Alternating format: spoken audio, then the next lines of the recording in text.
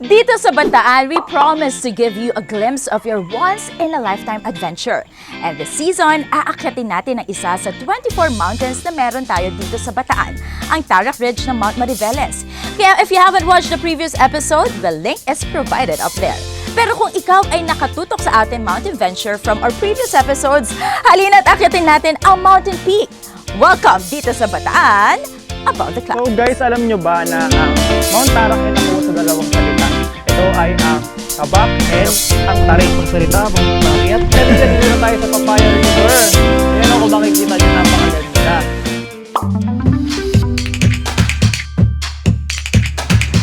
So guys, good morning. Balik kakagising ko lang, grabe.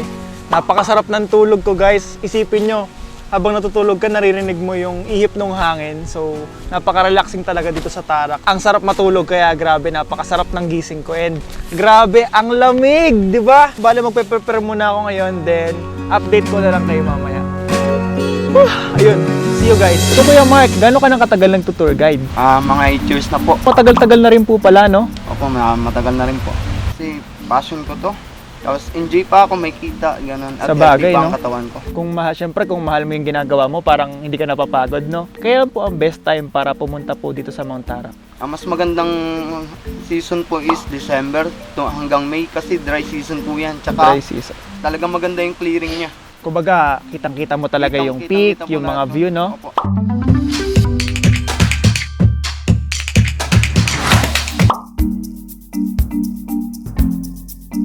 Kanina, nakangiti pa ako. Pero ngayon hindi na nila ako makausap sa sobrang pagod. So guys, ito patuloy pa rin tayong umaakyat. Walang katapusang akyatan ata to. Pero okay lang kasi balita ko pag naakit natin yung peak ng Mount Tarak, talagang breathtaking. Kaya pag pagod ka na at nakarating ka na sa taas, ayun, parang instant mawala yung pagod mo sa sobrang ganda daw ng view.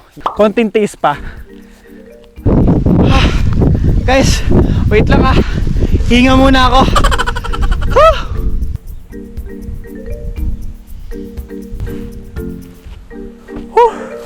So guys, malapit na tayo sa peak. Kaya natin to. So guys, grabe. Kahit malakas yung hangin dito, medyo hirap na tayong huminga dito kasi nga sobrang taas na nung nararating natin. Pero sasabihin ko lang sa inyo guys, wala pa tayo sa pinaka-peak ha.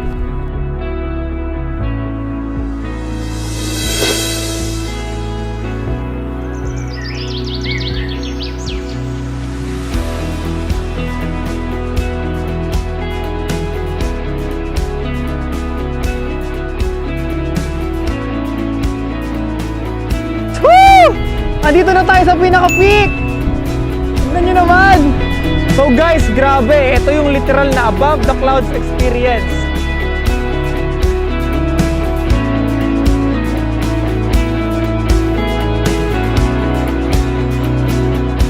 Napakaganda talaga dito sa Mount Tarak, pero feeling ko bonus na lang to eh. Ang pinaka nag-enjoy talaga ako dito, at kahit kayo mag-e-enjoy ay yung pinaka-banding namin magkakasama rito dahil syempre sabay-sabay kami nag-struggle dito, pero nung makit mo yung Mount Tarak Ridge, parang wow, wala ka talagang masasabi kundi grabe, napakaganda talaga dito.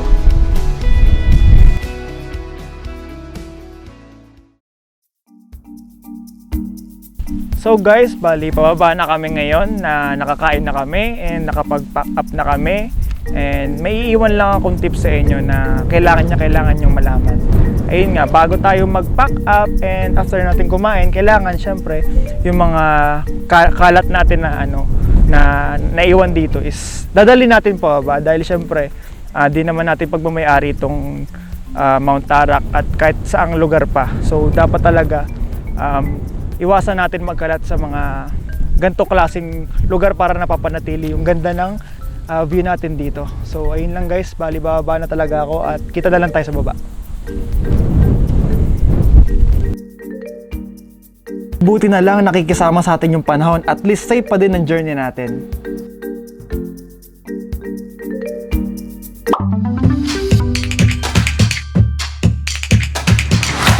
So finally guys, nakababa na tayo ng Tarak Ridge. And syempre after ng trekking, saan pa ba tayo pupunta? Syempre sa kainan. So ngayon guys, nandito tayo sa Piging. Isa ito sa pinakasikat na restaurant dito sa Mariveles, Bataan. Makakasama natin si Miss Lane, ang marketing staff ng Piging. Sir, meron kami ditong pinipare para sa inyo na aligi rice. Okay. Meron din ditong tinaparol. And meron din whole chicken and yung aming bestseller na bagnet kare-kare and yung beef bulalo. So Miss Lane, ano po yung main theme ng Piging? To preserve the Filipino culture and tradition, and gusto po namin ipa-experience this generation kung ano pa talaga yung Filipino feels or Filipino vibes na meron po tayo during the Okay. old time.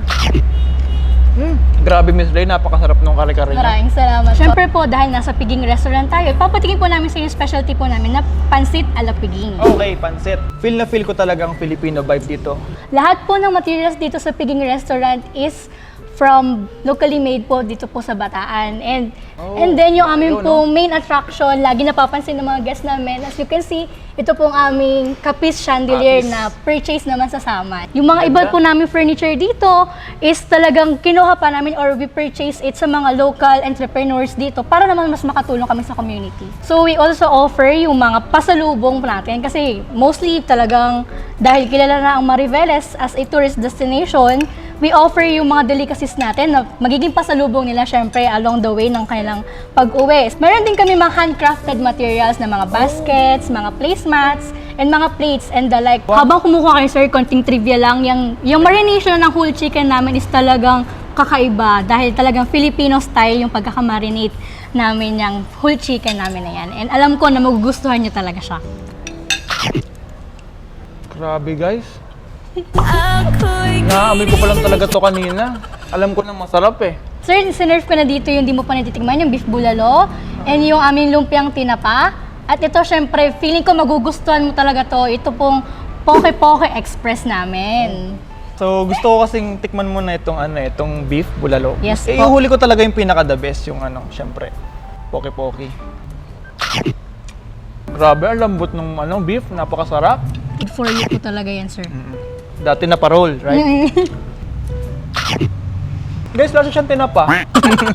Guys, titikman natin yung feeling ko pinakamasarap dito kasi nga, pangalan pa lang, mukhang masarap na eh. Ang Poke Poke Poke Express. Express. Yes. Para siyang Bicol Express na ano. Nakalagay sa itlog, parang omelette. Ano siya? Talong. So, healthy rin pala yung poke-poke, no? Kasi gulay din po siya, no? Yeah. Grabe. And syempre, meron kaming prepare ng mga drinks na sobra talaga na magugustuhan mo na galing sa Piging Cafe naman po namin. May coffee shop din po pala kayo dito? Yes po. Grabe talaga tong Piging, napakadami nilang in-offer. Yes, that's right, sir. So, meron kaming prepare para sa inyo. These are all from our very own Ichiraku, the noodle bar. Sa inyo, we have here the gyoza. Ito po yung tonkotsu ramen, spicy overload ramen, and ito po yung aming pong specialty sa Ichiraku, the noodle bar, yung Ichiraku ramen. Wow. Try nyo na po itong tonkotsu ramen po Wow, namin. sige. Wow. Guys, napakasarap. Sobrang creamy niya. Baka itira ko to. Wow. Grabe, ang sarap. Para mas lalong di ka makapagsalita sa sarap. Ito yung aming spicy overload ramen. Napaka-perfect ng lasa ng noodles na to. Syempre po, let's save the best for last. Ito po ang aming specialty na dry ramen, ang Ichiraku ramen po. Wow. Ngayon lang ako nakakita ng dry na ramen.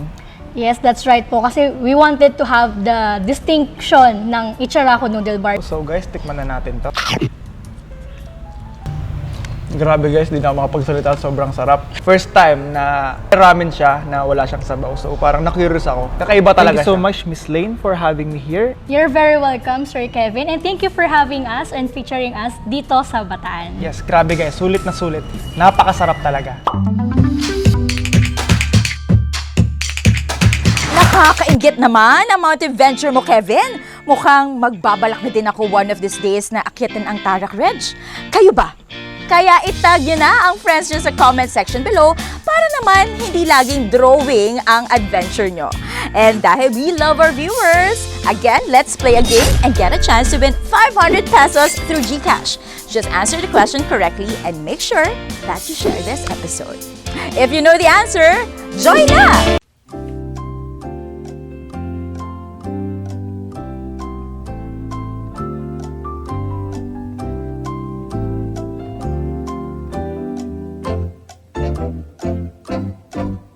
Mga dapat abangan sa next episode ng Dito sa Bataan, Above the Clouds. So, Kevin, ready ka na ba tikman ito? Ready na. Ito na!